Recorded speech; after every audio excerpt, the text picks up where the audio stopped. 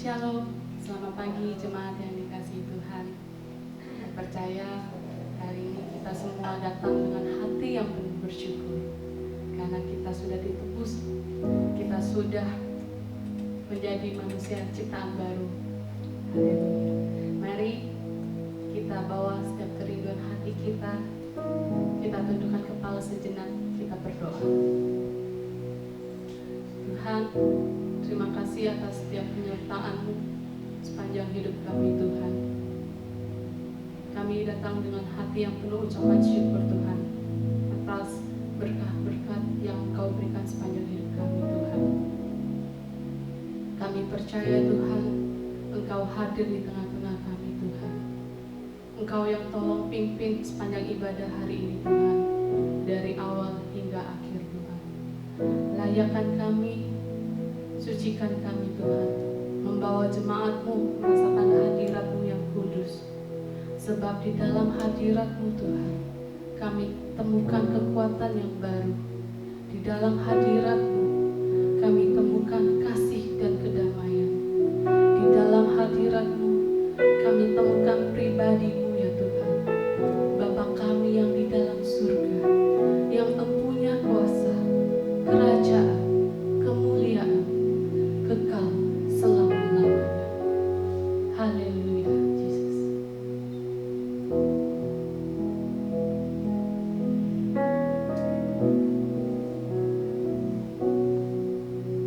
Bapa kami yang di surga, betapa Engkau mulia. Datanglah kerajaanmu, jadilah kehendak-Mu di bumi seperti di surga.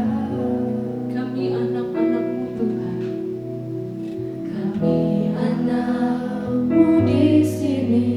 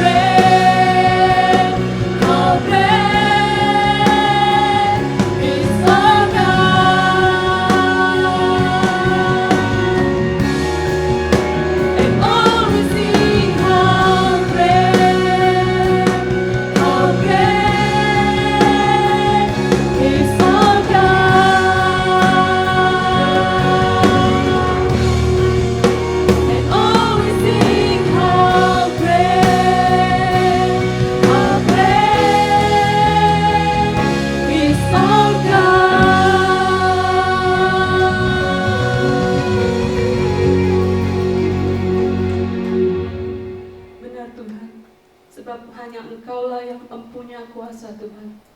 Kerajaan, kemuliaan, kekal selama-lamanya. Kami sudah siap memuji dan meninggikan nama Engkau. Mari kita sama-sama katakan amin. Shalom semuanya jemaat yang dikasihi Tuhan. Shalom. Mari kita yang sudah telah ditebus, kita yang sudah dipilih oleh Tuhan, mari kita nyanyikan nyanyian baru buat Dia. Haleluya.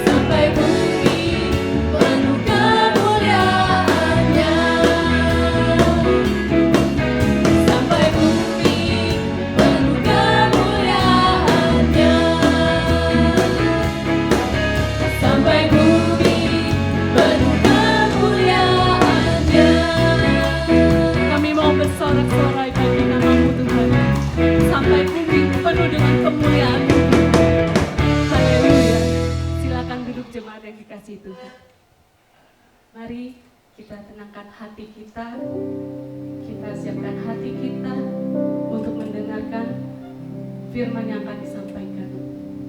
Mari kita bawa pujian ini. Aku percaya kepadamu Tuhan, walau ku tak mengerti dan tak pernah ku tahu ujung jalan ini Tuhan. Haleluya Yesus.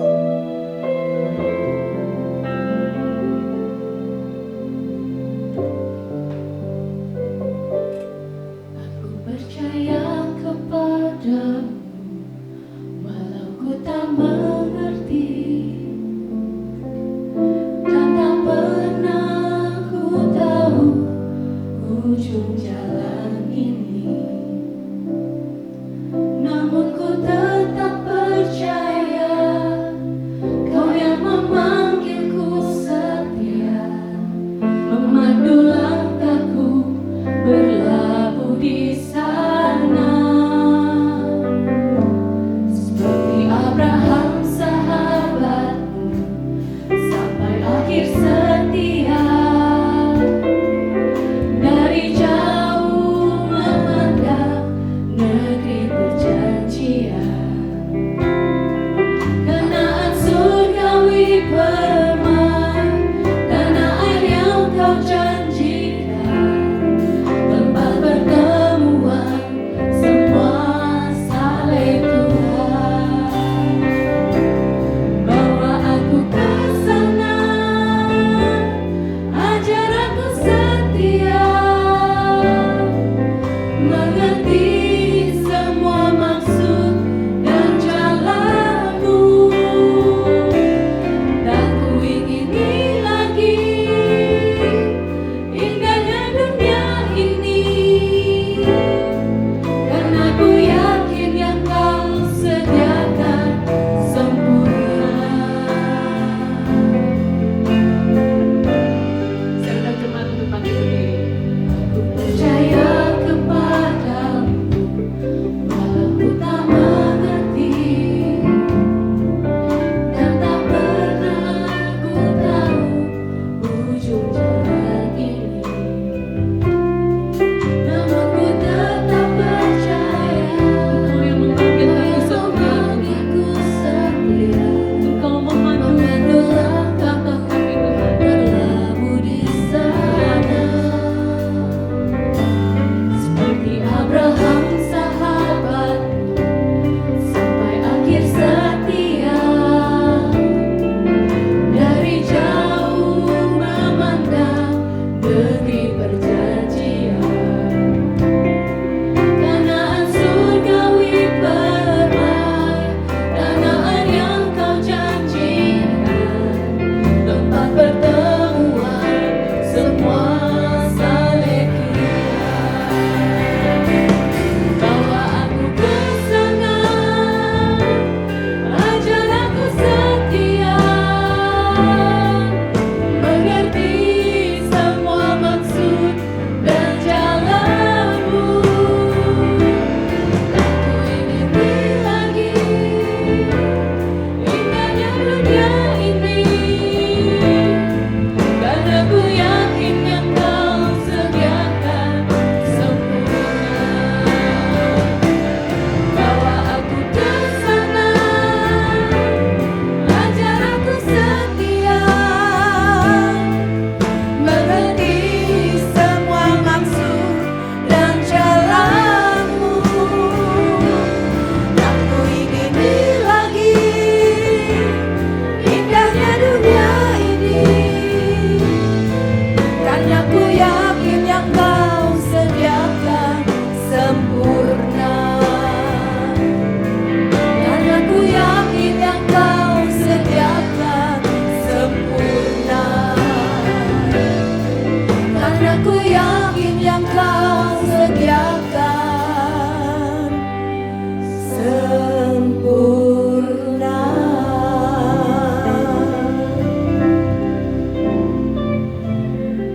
Terima kasih untuk kesempatan ini Bapa, di mana kami masih bisa beribadah walaupun jarak memisahkan kami satu dengan yang lainnya. Tapi biar lewat kebenaran firman-Mu yang akan kami dengar, kami semakin mengerti jalan-Mu dalam hidup kami, agar hidup kami semakin hari semakin indah di hadapan-Mu, semakin berkenan dan semakin bisa memberkati bagi sesama. Terima kasih Bapa, kami buka hati kami untuk mendengar firman-Mu. Di dalam nama junjungan hidup kami, Tuhan Yesus Kristus. Amin. Amin. Silahkan duduk Bapak Ibu. Shalom. Dengan mewabahnya virus corona COVID-19 ini di seluruh dunia, khususnya di Indonesia, maka perhatian semua orang, perhatian kita tertuju pada masalah kesehatan. Yang awalnya kita abai, awalnya kita merasa cuek atau biasa-biasa aja, sekarang kita mulai minum vitamin, bahkan dosis tinggi. Kita mulai pakai masker, kita sering mencuci tangan, dan kita mulai memilih makanan yang sehat. Pokoknya perhatian kita banyak tertuju untuk kesehatan tubuh kita.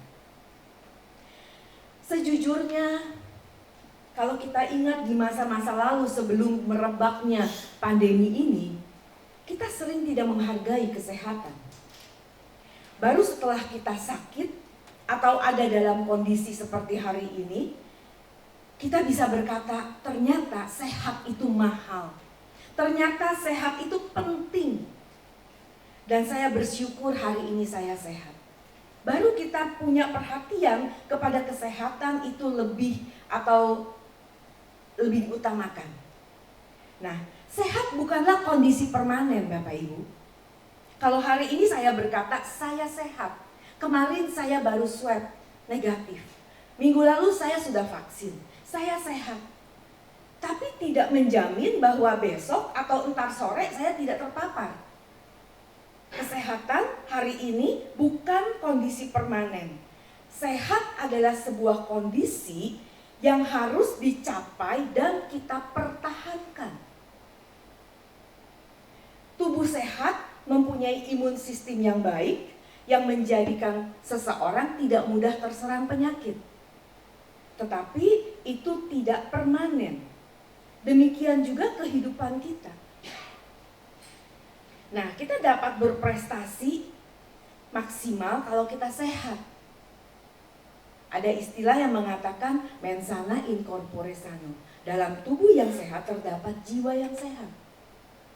Seorang atlet terpaksa harus membatalkan pertandingan jika diketahui dia sakit. Belum lama terjadi kisah seperti ini. Pertandingan besar dibatalkan karena terdapat, walaupun bukan si atlet, ini bukan si atlet malah, tapi di kelompok ketika dia pergi bersama ada yang terpapar. Semua dibatalkan. Betapa pentingnya kesehatan. Sehat bukan tentang perasaan. Kalau saya tanya, Bapak Ibu sehat? Sehat, apa buktinya? Kita bisa buktikan ketika kita bisa bilang kita sehat kalau kita sudah mengadakan atau mengecek yang namanya general check up. Dari ujung kepala sampai ujung rambut, sampai ujung kaki kita check up semua. Jantung kita sehat, ginjal kita sehat, baru kita bisa klaim saya sehat. Nah, Tuhan mau kita sehat. Kalau kita peduli kesehatan, maka kita harus memperhatikan dengan sungguh-sungguh bagaimana pola hidup kita. Perhatikan rutinitas kita sehari-hari. Perhatikan apa yang kita makan, apa yang kita minum, bagaimana dengan istirahat kita, bagaimana dengan kesibukan kita. Biasanya sebelum sakit, dalam kecerdasannya Tuhan menciptakan tubuh manusia, Tuhan memberikan yang namanya indikator, memberikan yang namanya simptom atau gejala yang merupakan peringatan bahwa tubuh kita ada sesuatu, bahwa ada yang gak beres, ada yang gak seimbang dalam tubuh kita. Kalau Bapak Ibu pergi ke mall atau pergi ke bandara, di toilet, dan di Mount Olive ini saya dapati tadi di kamar mandinya ya Bu, ada indikator tentang warna urin kita. Mungkin bisa ditunjukkan slideshow-nya. Warna urin kita memberikan indikator bagaimana kesehatan tubuh kita. Walaupun ini belum segalanya, tapi paling tidak kita dikasih peringatan. Jika warnanya tua sekali ada sesuatu, itu sangat kurang minum artinya. Tapi kalau indikatornya sangat jernih atau kuningnya muda sekali, menandakan asupan air kita itu cukup. Tetapi masalahnya Bapak Ibu, tidak semua kita dilatih atau terlatih untuk mengenali simptom atau gejala-gejala ini. Sehingga kita gagal memperhatikan peringatan dini dan akhirnya ketika seseorang jatuh sakit sudah fatal, sudah stadium tinggi. Kalau kita mau jujur, tidak ada penyakit yang tiba-tiba, ada gejalanya. Tuhan juga ngerti, Tuhan dalam kecerdasannya, dalam kesempurnaannya memberikan kita indikator seperti itu. Ini yang sering kita gagal. Rasa sakit memang tidak menyenangkan. Gak ada kita yang mau sakit. Gak ada yang walaupun cuma ketusuk jarum kita gak mau, itu sakit. Nah, tapi tahukah Bapak Ibu bahwa di dunia ini ada sejenis penyakit yang kita sebut congenital insensitivity to pain with anhidrosis, yang disebut CIPAT. Ini keadaan seseorang ketika dia tidak bisa merasakan sakit. Jadi ketika orang itu ditusuk seperti gambar yang Bapak Ibu lihat, ditusuk sesuatu paku atau jarum, sekalipun itu berdarah, dia tidak bisa merasakan sakit. Memang ini jarang atau tidak banyak ditemui di dunia ini, tetapi ada jenis penyakit CIPAT seperti ini. Atau mungkin ada yang mengenalnya. Ini merupakan bawaan dari lahir yang tergolong langka. Dia tidak bisa merasakan panas atau dingin, dia tidak bisa merasakan sakit, sehingga seringkali orang-orang yang menginap penyakit ini, dia ceroboh karena dia tidak tahu air itu panas, rasa panas kayak apa. Tapi efek dari panas itu kulitnya melepuh. Baru dia bilang, oh kulit saya melepuh, tapi dia juga tetap tidak merasakan sakit. Kemampuan kita untuk merasakan sakit merupakan anugerah tersendiri. Kemampuan kita untuk merasakan sakit merupakan anugerah agar kita terlindungi. Maka khotbah hari ini saya beri tema protective pain. Sakit tapi melindungi. Nah, dengan kehidupan kita sehari-hari, apa sih? Ibu mau ngomong apa sih? Ini khotbah kedokteran nih? Bukan. Kita mau ngomong bahwa rasa sakit yang kita alami menandakan bahwa kita masih hidup. Jadi bersyukurlah kalau kita masih punya rasa sakit. Orang yang mau maju, orang yang mau dewasa atau mau berhasil harus belajar untuk berteman, berdamai dengan rasa sakit itu. Ada istilah yang sering kita dengar, no pain, no gain. No cross, no crown. Tidak ada mahkota yang bisa kita terima kalau kita nggak memikul salib selama kita hidup di dunia ini. Nggak ada keuntungan, nggak ada hasil yang kita akan raih kalau tidak melewati masa sakit itu. Masa kita belajar. Seorang atlet yang saya kenal, setiap hari sekalipun belum ada pertandingan yang terjadwal, dia tetap harus berlatih. Dengan latihan yang berat, yang gak main-main. Gak bisa dia bilang, aduh lagi males, gak bisa. Harus latihan. Kedisiplinan itu membuat dia bisa menghadapi tantangan-tantangan, latihan-latihan dan pertandingan-pertandingan. Atlet sudah diajar bagaimana belajar untuk menahan rasa sakit yang timbul akibat dari beratnya latihan. 1 Petrus 1 ayat 3-9. Kita baca bersama-sama Bapak Ibu. 1 Petrus 1 ayat 3-9. Terpujilah Allah dan Bapa Tuhan kita Yesus Kristus, yang karena rahmat-Nya yang besar telah melahirkan kita kembali oleh kebangkitan Yesus Kristus dari antara orang mati, kepada suatu hidup yang penuh pengharapan, untuk menerima suatu bagian yang tidak dapat binasa, yang tidak dapat cemar dan yang tidak dapat layu, yang tersimpan di surga bagi kamu, yaitu kamu yang dipelihara dalam kekuatan Allah karena imanmu, sementara kamu menantikan keselamatan yang telah tersedia untuk dinyatakan pada akhir zaman. Bergembiralah akan hal itu, sekalipun sekarang ini kamu seketika harus berduka cita oleh berbagai-bagai pencobaan. Maksud semuanya itu ialah untuk membuktikan kemurnian imanmu yang jauh lebih tinggi nilainya daripada emas yang fana, yang diuji kemurniannya dengan api, sehingga kamu memperoleh puji-pujian dan kemuliaan dan kehormatan pada hari Yesus Kristus menyatakan dirinya. Sekalipun kamu belum pernah melihat Dia, namun kamu mengasihinya. Kamu percaya kepada Dia, sekalipun kamu sekarang tidak melihatnya. Kamu bergembira karena sukacita yang mulia dan yang tidak terkatakan, karena kamu telah mencapai tujuan imanmu, yaitu keselamatan jiwamu. Pain has a purpose. Sebuah kesakitan memiliki sebuah tujuan. Semakin besar rasa sakitnya, semakin besar tujuannya. Semakin tinggi goal yang kita akan capai. Bapak Ibu, seperti tadi saya bilang, Tuhan dalam kesempurnaan dan kecerdasannya tentu sudah merancang tubuh manusia ini dengan aturan-aturan atau dengan segala elemen yang Tuhan tahu bahwa manusia ini punya kemampuan untuk menahan rasa sakit. Bahkan kita rela untuk menahan rasa sakit selama kita dapat menemukan tujuan dari rasa sakit itu. Coba Bapak Ibu yang suka pijat refleksi, sakit gak waktu direfleksi? Sakit, ya. Dia cari saraf-saraf kita dan aduh kita kadang sampai menjerit. Tapi kenapa kita mau? Kita bayar lagi. Udah disakitin kita bayar lagi. Terus tambah tip lagi. Karena kita punya tujuan. Supaya peredaran darah kita lancar.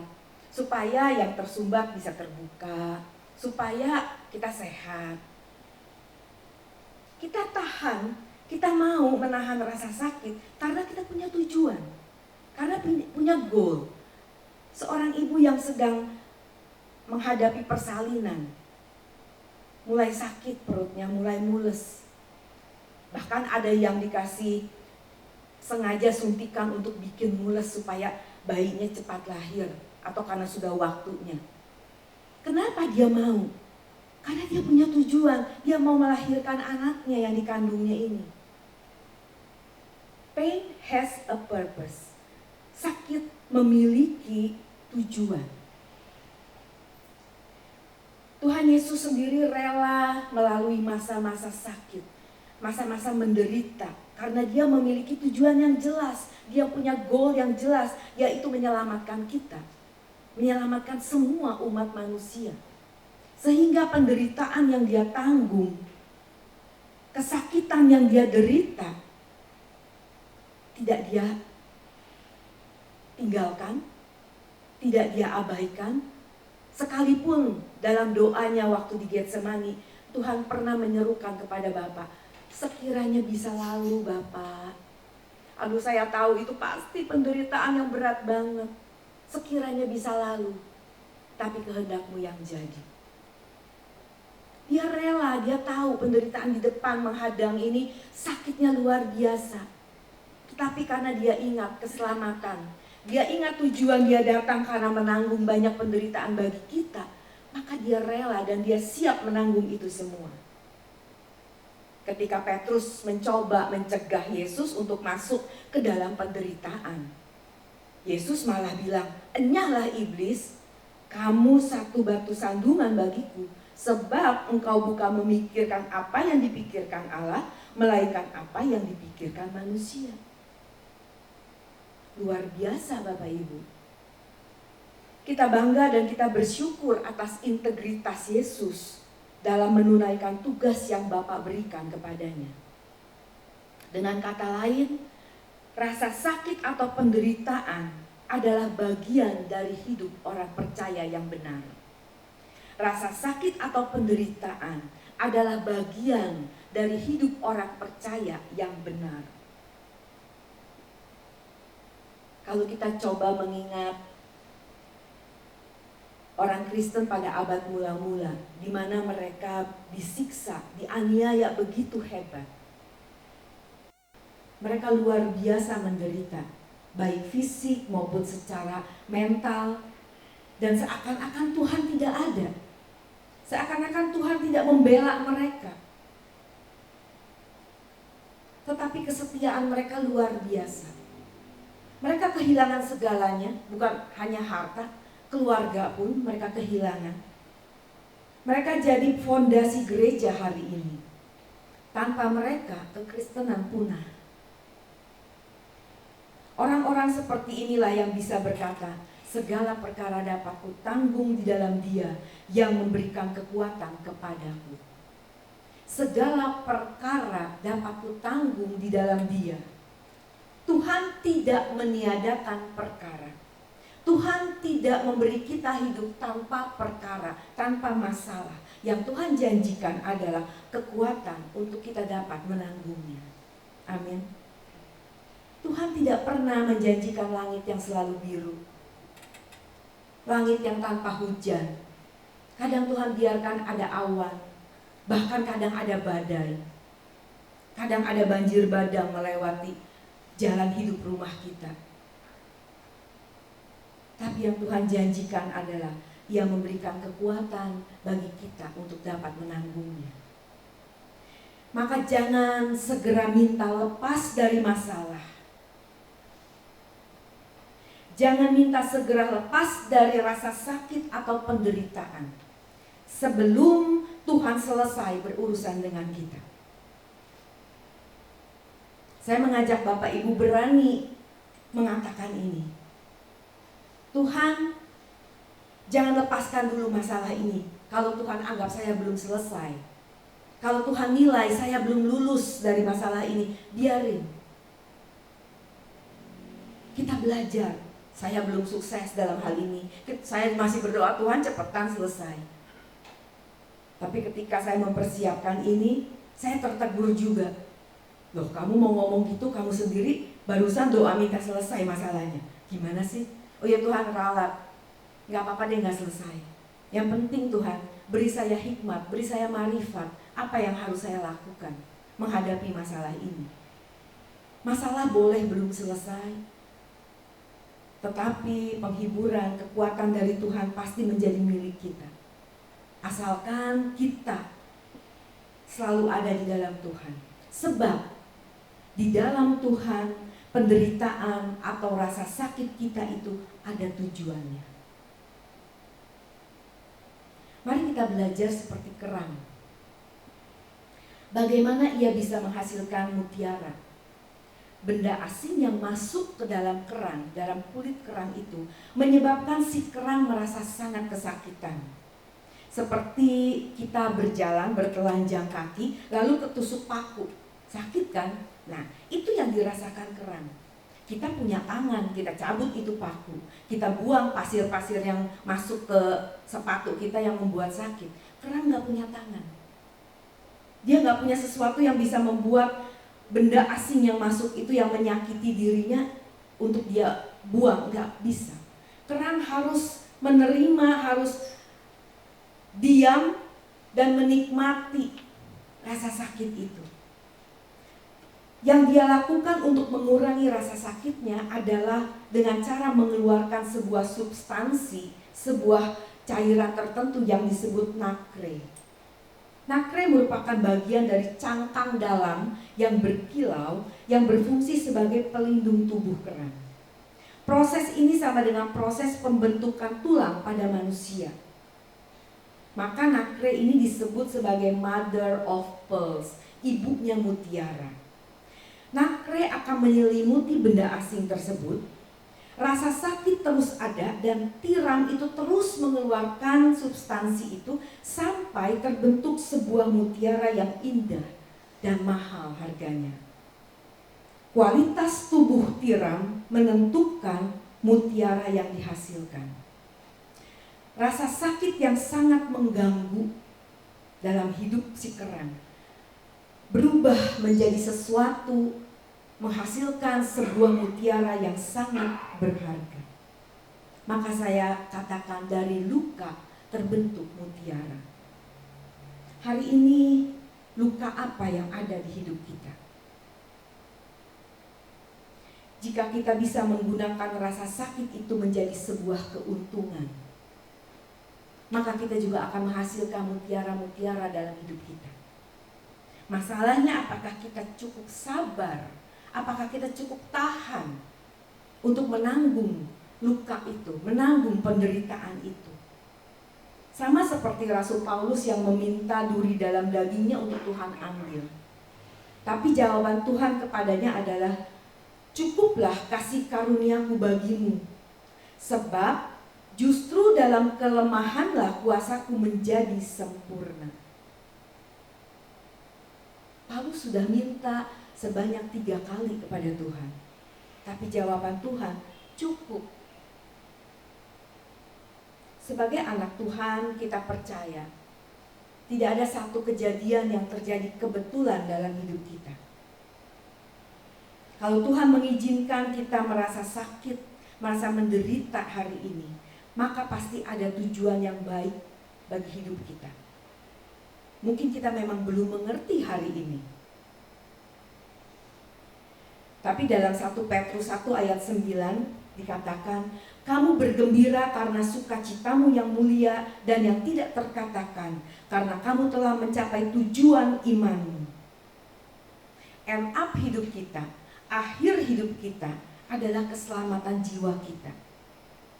Nah, ini yang sering orang lupa, bahwa penderitaan-penderitaan, masalah-masalah, luka-luka yang ada dalam hidup kita hari ini bertujuan untuk kekekalan kita. Orang mau beres dulu di dunia, urusan kekekalan gimana nanti? Nanti aja Bu, yang penting saya percaya. Apa sih percaya itu? Kita mau happy di dunia, happy di surga. Bukan gak boleh happy Bapak Ibu. Tuhan yang baik, pasti Tuhan juga mau bikin kita happy. Tetapi bukan itu yang kita cari. Itu bonus. Tuhan kasih kita fasilitas, itu bonus yang harus kita pertanggungjawabkan. Tuhan kasih kita keluarga yang bahagia, anak yang cakap, yang sukses, mantu yang baik, perusahaan yang sukses.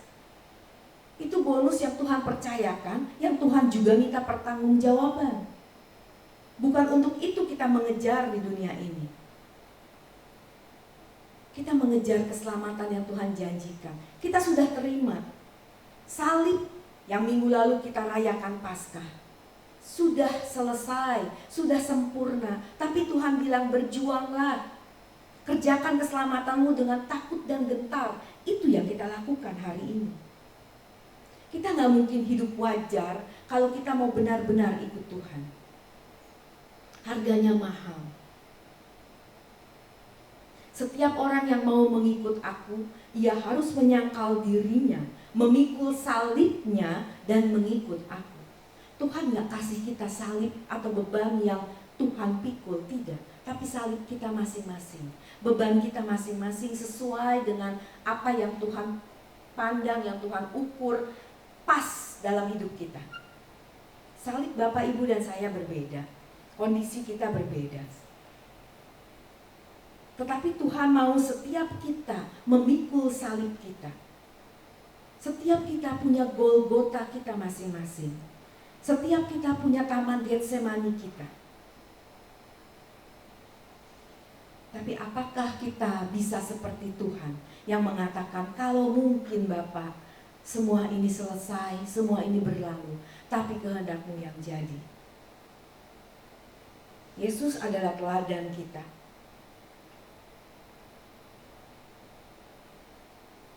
Prinsip hidupnya, sikap hidupnya, apa yang Yesus katakan, yang Yesus kerjakan, itu yang harus kita contoh.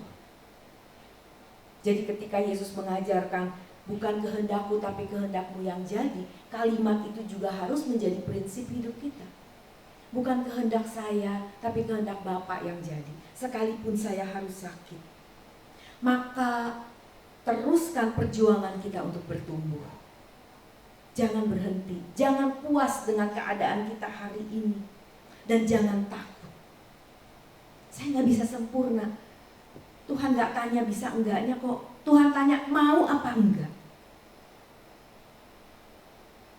Tuhan tahu kok kemampuan kita sampai mana. Tuhan tahu. Dan Alkitab menjanjikan siapa diberi banyak dituntut banyak, siapa diberi sedikit dituntut sedikit. Maka jangan takut, wah nanti saya begini-begini. Enggak, tenang. Selama kita mau, kita punya tekad mengasihi Tuhan, kita punya tekad untuk hidup sempurna, kita mau berjuang meninggalkan kedagingan, mematikan semua monster dalam hidup kita, Tuhan pasti kasih kemampuan. Jangan argumen, jangan beralasan saya tidak mampu, jangan beralasan ini dan itu. Masalahnya mau apa enggak dulu deh. Bahkan sekalipun ekstrimnya kita harus menahan lapar sampai kita mati, atau kita dipermalukan karena kita bertahan, karena kita punya integritas sebagai anak Tuhan, kita harus bertahan. Rasa sakit yang kita alami merupakan satu kehormatan. Tuhan melihat dan memperhitungkan apa yang kita perbuat, Bapak Ibu. Dia hidup, dia nyata, dia hadir dalam hidup kita. Walau seperti tadi nyanyian, walau tak pernah lihat wajahmu, kita gak pernah pegang jubah Tuhan. Waktu Tuhan disalib kita juga gak ada di sana. Waktu Tuhan bangkit pun kita gak ikut lihat. Tapi kita tetap percaya. Karena apa? Kehadirannya kita rasakan. Kita punya pengalaman. Kehadiran Tuhan nyata dalam hidup kita. Jika kita hidup suci dan kita berani mempertaruhkan segalanya untuk Tuhan. Tapi jangan harap kehadiran Tuhan bisa kita rasakan ketika kita tetap hidup dalam dosa, ketika kita tidak bertobat. Kita masih bisa jatuh, setuju, tapi jangan dengan sengaja kita jatuh. Dan ketika kita jatuh, kita segera bangun, kita segera bebenah. Kita nggak tahu Bapak Ibu kapan akhir hidup kita. Apalagi di masa pandemi seperti ini. Apalagi kita dengar virus COVID-19 sudah bermutasi dalam banyak bentuk. Sudah ditemukan B117 dan lainnya yang katanya lebih serem, lebih membunuh. Kita nggak tahu. Kita jaga kesehatan kita jaga protokol. Tapi kita nggak tahu. Anak umur 5 tahun dari teman saya tiba-tiba meninggal. Tiba-tiba, tanpa sakit, tanpa panas. Paginya waktu mau dibangunkan, biasa anak umur 5 jam 7, jam 6 belum sekolah kan, daring jam 7, setengah 7 dibangunin, tiba-tiba udah nggak bernyawa. Orang tuanya histeris. Nggak ngerti, anak sehat, anak masih lincah, kemarin nggak ada masalah sama sekali. Anak umur 5 tahun. Rasanya sulit untuk bilang, sabar ya. Nggak keluar dari mulut ini. Kuat ya. Aduh, saya ikut hancur gitu, walaupun saya bisa membayangkan gitu bagaimana anak kita masih lucu-lucunya umur 5 tahun, udah mulai ngomongnya kan udah banyak, udah nanya ini cerewet, apalagi anaknya memang lincah. Tiba-tiba Tuhan ambil. Bisa kapan aja. Maka kita harus selalu dalam keadaan siap. Rasa sakit Tuhan izinkan dalam hidup kita. Ada 3 alasan yang Tuhan mau. Pertama adalah agar kita berhenti berbuat dosa. Yang kedua, agar kita tidak terikat dengan dunia ini. Dan yang ketiga, untuk membuktikan kesetiaan kita. Kalau kita baca kembali tadi 1 Petrus 1 ayat 9, kamu bergembira karena sukacitamu yang mulia dan yang tidak terkatakan, karena kamu telah mencapai tujuan imanmu. Orang yang mengerti tujuan imannya, yaitu keselamatan jiwa, maka kecintaannya kepada Tuhan akan bulat dan utuh.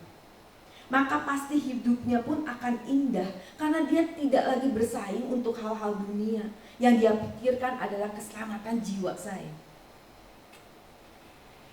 Ketika kita memelihara atau kita memperjuangkan keselamatan jiwa kita, otomatis kita pun mengajak orang lain. Otomatis hidup kita pun menjadi kesaksian bagi orang lain untuk mereka juga mempersiapkan keselamatan jiwanya.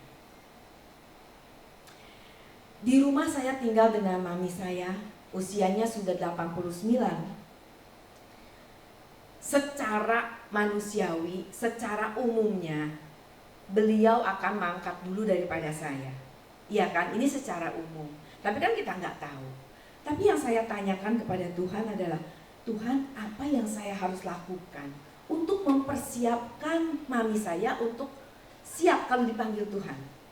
Karena kalau suruh dengerin khotbah panjang-panjang mungkin udah nggak nangkep semua gitu, udah nggak bisa terlalu lama. Lebih banyak lagu yang kita dengarkan, dia ikut nyanyi, dia ikut lagi, ingat lagi memori gitu, kita ajak seperti itu. Satu hal yang ada dalam hati saya adalah ketika saya mempertanyakan itu, kamu sendiri persiapkan kekekalan kamu. Terus saya pikir kenapa? Saya mah udah siap. Wah, dengan pedenya saya udah siap.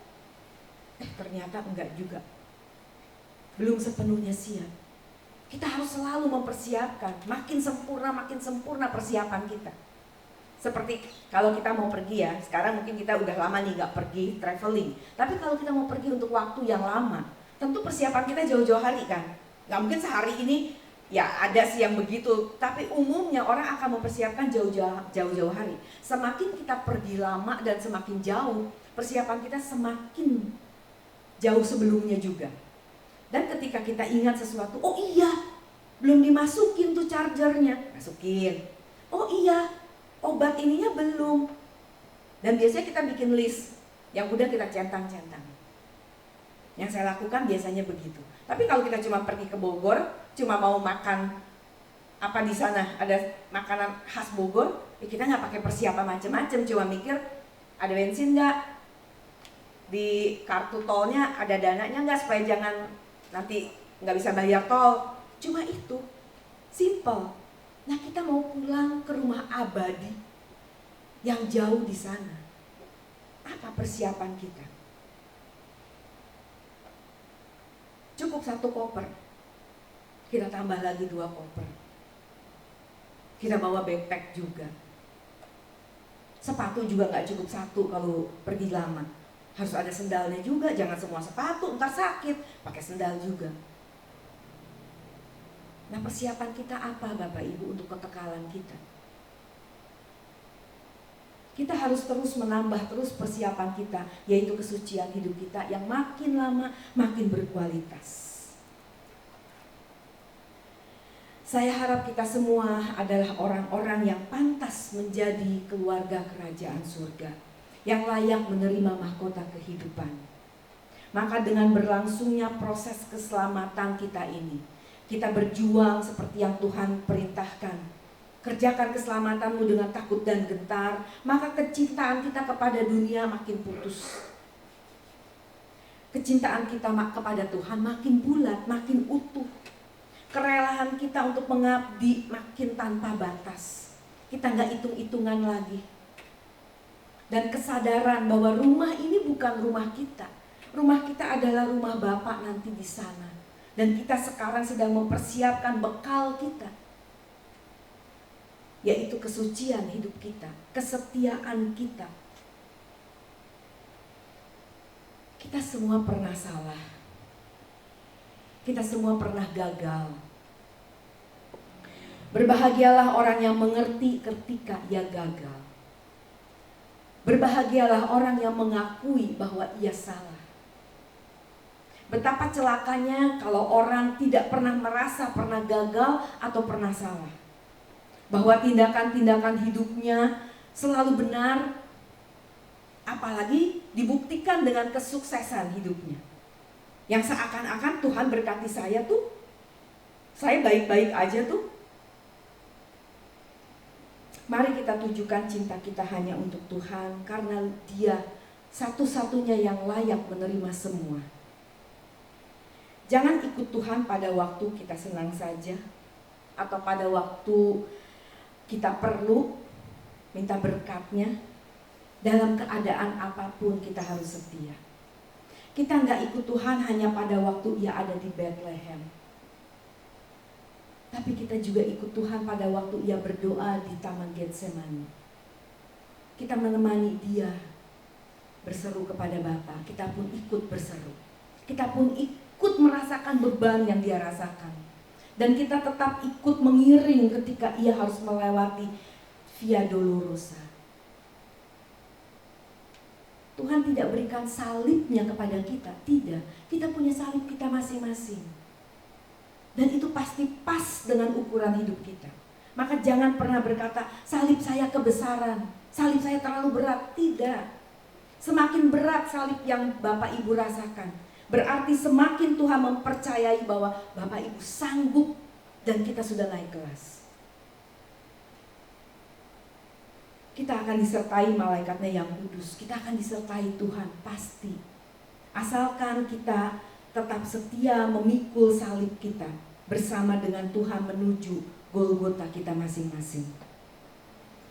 Rasa sakit yang Tuhan izinkan dalam hidup kita, sekali lagi, memiliki tujuan.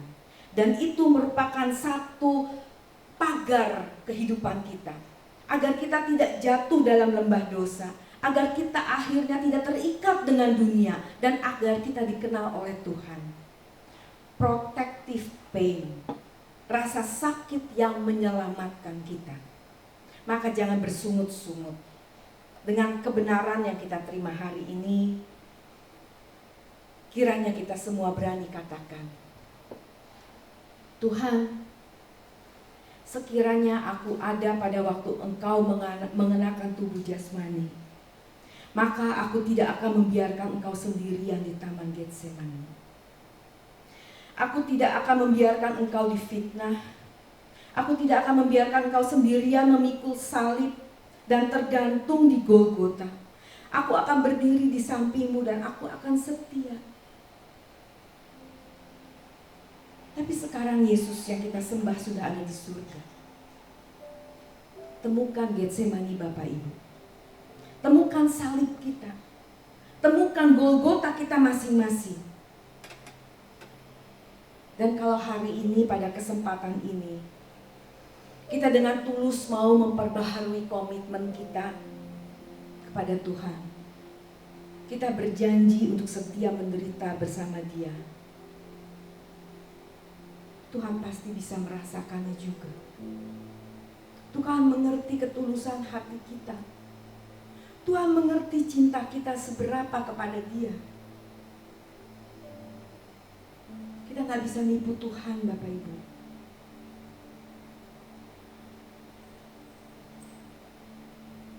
Kalau hari ini kita dalam lembah kekelaman,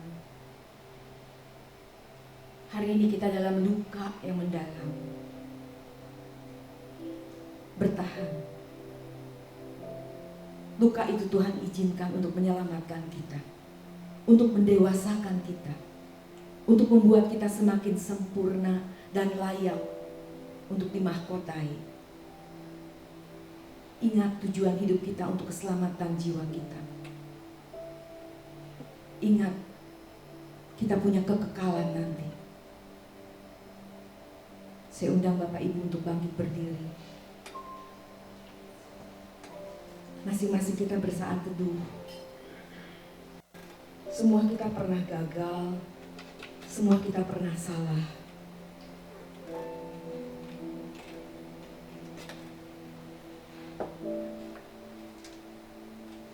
Tapi jangan kesalahan dan kegagalan itu membuat kita terpuruk. Mari kita bangkit. Mari kita perbaharui komitmen kita.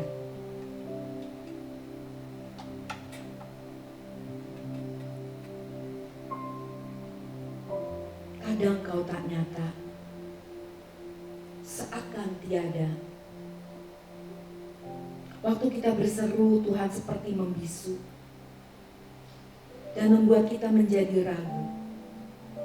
Semua kita pernah merasakan hal itu. Semua kita pernah mengalami keadaan itu.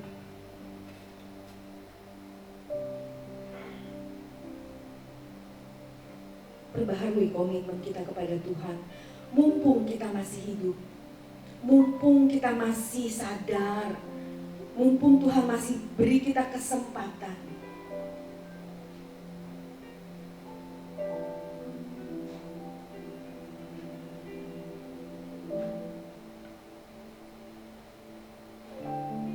Kadang kau tak nyata,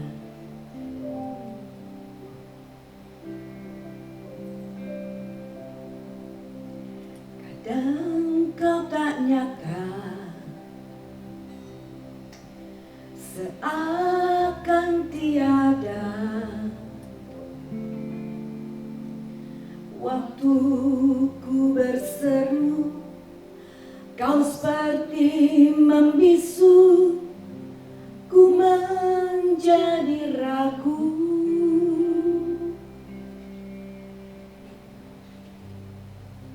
hatiku bertanya, Tuhan kau di mana? Saat ku butuhkan, tiada jawaban. Ku merasa kau tinggalkan.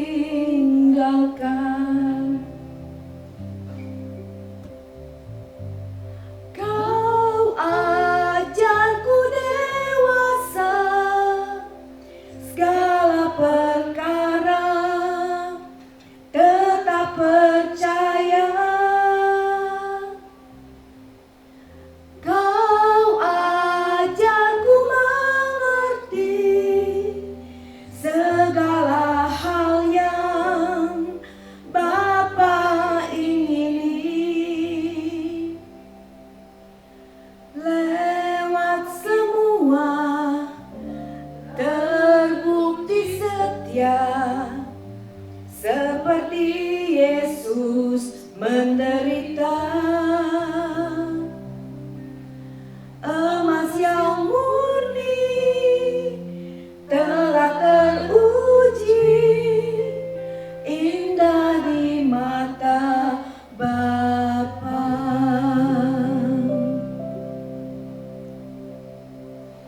WL menyanyikan lagu ini dengan perlahan.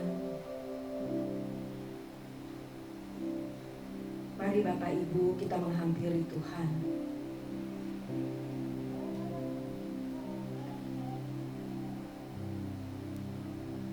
Sekalipun hari ini rasanya kita nggak merasakan hadirat Tuhan, kehadiran Tuhan rasanya jauh, tapi Dia ada, Dia nyata, dan Dia membuka dirinya untuk kita temui.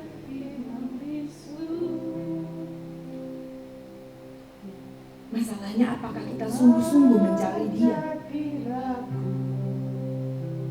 Tuhan yang berjanji tidak pernah meninggalkan kita. Dan Tuhan juga berjanji untuk bisa ditemui ketika kita mencari Dia. Temui Tuhan, alami Tuhan. Jangan karena kata orang, tapi alami sendiri.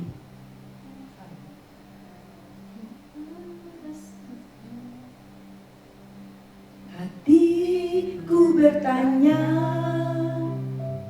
Tuhan kau di mana? Tuhan kau di mana? Saat ku butuhkan, tiada jawaban. Ku merasa kau tinggalkan. Saya undang Ibu Susan dengan hormat untuk menutup doa.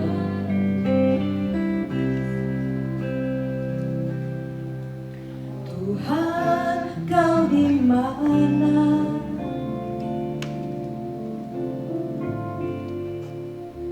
Saat ku butuhkan, tiada jawaban. Ku merasa kau tinggalkan.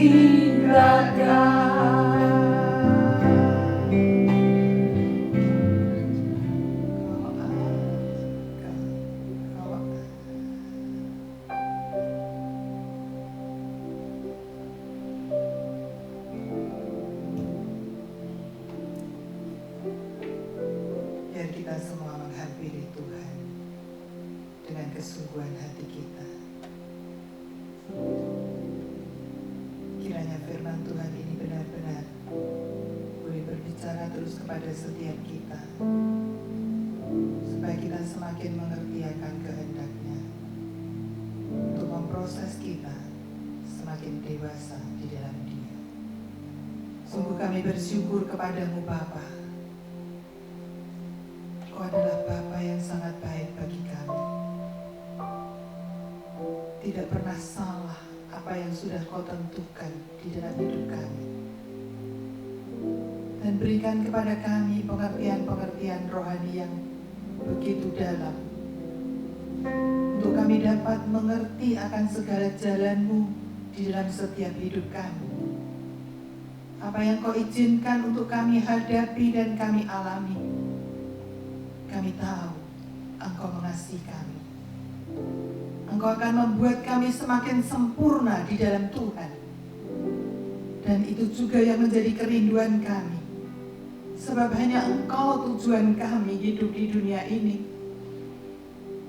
Semua kami tinggalkan, kami relakan. Tapi kami hanya mau pegang Engkau Tuhan. Sebab Engkaulah segala-galanya di dalam hidup kami. Berbicaralah kepada setiap anak-anak-Mu yang mendengarkan kebenaran ini.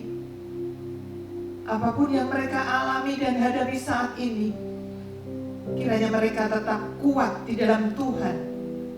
Mereka mengerti bahwa Engkau sedang memproses kehidupan mereka, sehingga mereka mau menerima segala kenyataan ini dengan tidak berbuat salah di hadapan Tuhan, dengan mengerti akan jalan-jalan-Mu dan mensyukuri apa yang Tuhan sudah izinkan terjadi, sehingga akhirnya kemenangan itu nyata di dalam kehidupan mereka. Terima kasih Bapa. Roh Kudus tidak pernah berhenti untuk berbicara kepada kami, mengingatkan kami agar supaya setiap saat kami ada seperti yang Tuhan kehendaki. Kami hanya rindu untuk memuliakan Engkau. Kami rindu menjadi sempurna seperti Bapa di surga. Itulah goal kami Tuhan. Dan mampukan terus kami menjalani kehidupan di dunia yang fana ini. Kami berperang bukan dengan apa yang kelihatan, tetapi kami berperang dengan segala kedagingan yang masih melekat di dalam setiap kehidupan ini. Terima kasih Bapa. Berkati hamba-Mu yang sudah Kau pakai untuk menyampaikan kebenaran firman-Mu. Biar Engkau terus Tuhan untuk membukakan rahasia firman-Mu, untuk dapat disampaikan, diberitakan kepada banyak orang, sehingga banyak orang boleh mengerti akan tujuan hidup mereka, mengiring Engkau sampai mencapai goal akhir untuk tetap dapat menyenangkan hati-Mu. Terima kasih Bapa yang baik. Kami bersyukur kepada-Mu. Engkau memberkati semua yang sudah melayani juga. Tolong mereka, mampukan mereka terus untuk tetap bertahan di dalam Tuhan. Mereka tetap kuat di dalam Tuhan, dan mereka tetap mengandalkan Tuhan di dalam setiap kehidupan mereka. Terima kasih Bapa. Sekarang saudara, angkat kedua tangan-Mu. Kiranya berkat yang daripada Allah Bapa, kasih setianya, dan juga kasih daripada Tuhan kita Yesus Kristus, bahkan pemenuhan daripada Roh Kudus boleh nyata di dalam setiap kehidupan saudara-saudara sekalian, mulai saat sekarang ini sampai selama-lamanya. Haleluya. Amin. Tuhan memberkati saudara sekalian.